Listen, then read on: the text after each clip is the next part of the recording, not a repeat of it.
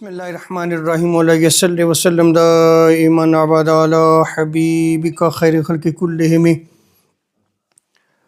اللہ تبارک و تعالیٰ کا بے پایاں لطف و کرم اور احسان عظیم ہے کہ جس نے ہمیں آج کی بابرکت محفل میں اکٹھے ہونے کی توفیق عطا فرمائی، سب سے بڑھ کر یہ کہ ہمیں دولت ایمان سے بہرہ مند فرمایا۔ اللہ رب العزت نے مسلمانوں پہ جو عبادات فرض کی ہیں، جب بندہ بالغ ہو جاتا ہے، خواہ مرد ہو یا عورت، تو اس پہ عبادات فرض ہو جاتی ہیں، جیسے نماز ہے، روزہ ہے، زکوٰۃ ہے، اگر اس کے پاس اتنا پیسہ ہے کہ صاحب نصاب بنتا ہے، اتنے پیسے ہیں کہ وہ حج کر سکتا ہے تو اس کے لیے حج لازم ہوتا ہے۔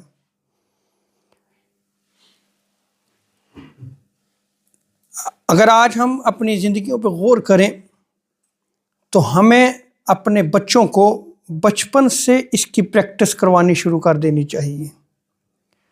نماز ہے، آقا علیہ الصلوۃ والسلام کی تعلیمات کے مطابق جب 7 سال کا ہو جائے تو نماز کی طرف ہم اسے راغب کریں۔ 10 سال کے عرصے تک ہم اسے نماز کا پابند کر دیں۔ اسی طرح روزہ رکھنا، یہ بھی بچپن میں اس کی پریکٹس جو ہے اس کا آغاز کر دینا چاہیے۔ بچوں کی تعلیم و تربیت پہ خصوصی ہمیں توجہ دینی چاہیے۔ آپ ان کی تربیت کی عمر میں جو ان کو فیڈ کر دیں گے وہی آگے زندگی میں وہ عمل کریں گے۔ ہمارے ہاں یہ کہا جاتا ہے جی ابھی بچہ ہے، چھوٹا ہے، سیکھ جائے گا، اور اسی کہنے کے مطابق جو ہے وہ ہم اپنی زندگی بسر کرتے رہتے ہیں۔ بچہ بڑا ہو جاتا ہے، پھر نہ وہ نماز کی طرف آتا ہے نہ روزے کی طرف آتا ہے۔ اور بالخصوص UK میں آپ اپنے گھروں میں ذرا نظر دورائیں، فیملیوں میں نظر دورائیں، آپ کو اکثر یہ کہانیاں ملیں گی۔ بچے جوان ہو جاتے ہیں، روزہ نہیں رکھتے، نماز کی طرف کوئی توجہ نہیں ہوتی۔ لیکن جن گھروں میں دین رکھا جاتا ہے ان گھروں میں آپ کو یہ چیز کسی نہ کسی صورت میں ملے گی۔ وہ بچے عمل بھی کرتے ہیں اور وہ بچے عبادات میں بھی آگے ہوں گے۔ امام بخاری نے کتاب الصوم میں ایک چیپٹر نیم قائم کیا ہے، باب صوم الصبیان، کہ بچوں کا روزہ رکھنا۔ اب امام بخاری نے چیپٹر نیم قائم کیا، اس کے تحت پھر روایات کو نقل کیا انہوں نے۔ تو یہاں یہ یاد رکھ لیں کہ جو بچہ ابھی بالغ نہیں ہوا یا بچی بالغ نہیں ہوئی اس پہ روزہ فرض نہیں ہے، لیکن اگر پریکٹس کے طور پہ ہم اس بچے سے روزہ رکھواتے ہیں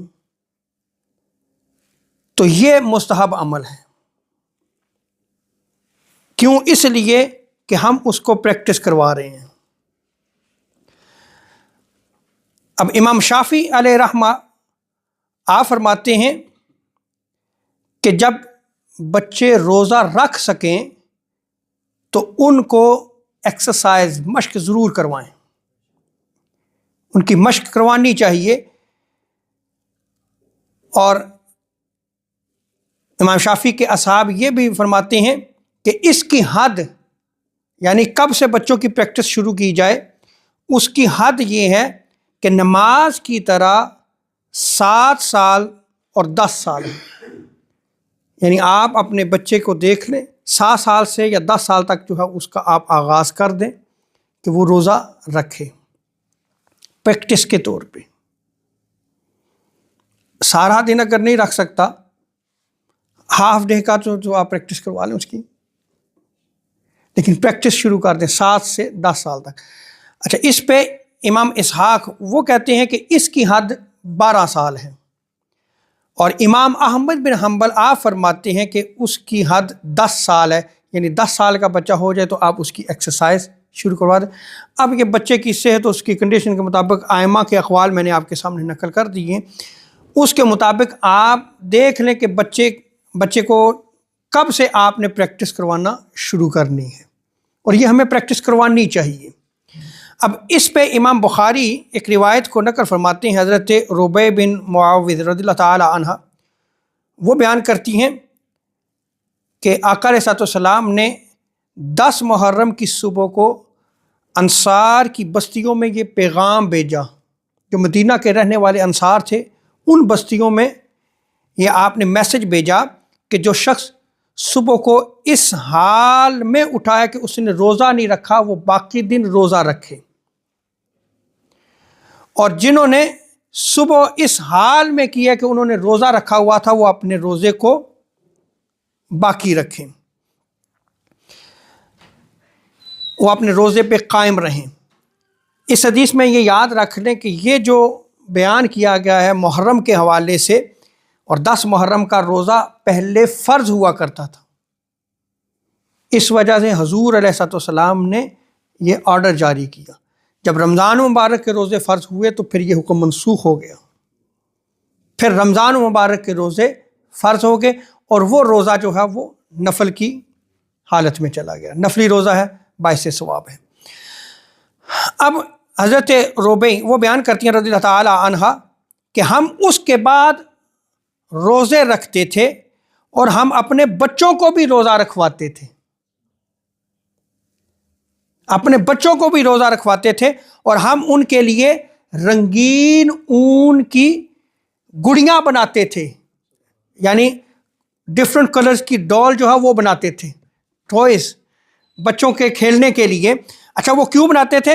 کہ جب ان میں سے کوئی بچہ کھانے کے لیے روتا تو ہم وہ گڑیاں انہیں دے دیتے یہاں تک کہ افطار کا وقت ہو جاتا۔ اب کنسیپٹ دیکھیں، یہ بخاری شریف سے میں بیان کر رہا ہوں۔ آج کل تو یہ بھی بات کی جاتی ہے نہیں بچے کو ٹوائز دینے چاہیے نہیں دینے چاہیے، ان کے کھلونے ہونے چاہیے یا نہیں ہونے چاہیے۔ تو آپ یہ دیکھیں کہ بچوں کی پریکٹس انصار کے ہاں شروع کر دی جاتی، اور ان کے لیے باقاعدہ جو ہے وہ اہتمام کیا ہو، کہتے ہیں ہم بناتے، اہتمام کرتے۔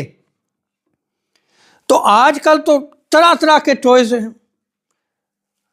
آپ بچوں کو کئی طریقوں سے جو ہے وہ آپ بیزی کر سکتے ہیں، جو جائز طریقہ ہو آپ اس کو بچوں کو روزہ رکھوا کے اس میں جو ہے اس کو آپ مشغول کر دیں، اس کا کچھ وقت گزر جائے اور آپ جو ہے وہ اس کی پریکٹس کروانا شروع کر دیں۔ امام بدر الدین عینی حنفی رحمۃ اللہ تعالی علیہ آپ فرماتے ہیں کہ اس حدیث سے معلوم ہوا کہ بچوں کو کھیلنے کے لیے سرخ اون سے گڑیاں بنانا جائز ہے۔ ظاہری بات ہے اس دور کی ٹیکنالوجی وہی تھی، اور اون کے ذریعے وہ مختلف کلر میں جو ہے وہ ڈوز جو ہے وہ بنائی جاتی تھی، گڑیاں بنائی جاتی تھیں۔ اب زمانہ چینج ہو گیا، اب ڈفرینٹ جو ہے وہ ٹوائز جو ہے وہ بچوں کے آ چکے ہیں، لہٰذا بچوں کے لیے جو ہے وہ ان چیزوں کا ہونا یہ ایک جائز ہے۔ بچے ہیں وہ بچپن میں کھیلتے ہیں، تو جب روزہ خاص طور پہ رکھا ہوا ہو تو آپ جو ہے وہ ان کو اس میں آپ مشغول کر سکتے ہیں۔ اسی طرح دوسری روایت حضرت عمر فاروق رضی اللہ تعالیٰ عنہ کے زمانے اقدس میں ایک شخص کو آپ کی بارگاہ میں پیش کیا گیا اور وہ نشے کی حالت میں تھا، اس نے نشہ کیا ہوا تھا۔ تو حضرت عمر فاروق رضی اللہ تعالیٰ عنہ نے فرمایا کہ تجھ پر افسوس ہے کہ تو نے رمضان میں بھی شراب پی رکھی ہے، حالانکہ ہمارے بچے بھی جو ہے وہ روزے سے ہیں، ہمارے بچے روزہ رکھتے ہیں اور تم نے شراب پی ہوئی ہے۔ پھر آپ نے اس کو سزا دی۔ تو یہ دو روایات میں نے آپ کے سامنے رکھی ہیں۔ اللہ رب العزت ہمیں دین کو سمجھنے کی توفیق عطا فرمائے۔ وما علینا الا البلاغ المبین۔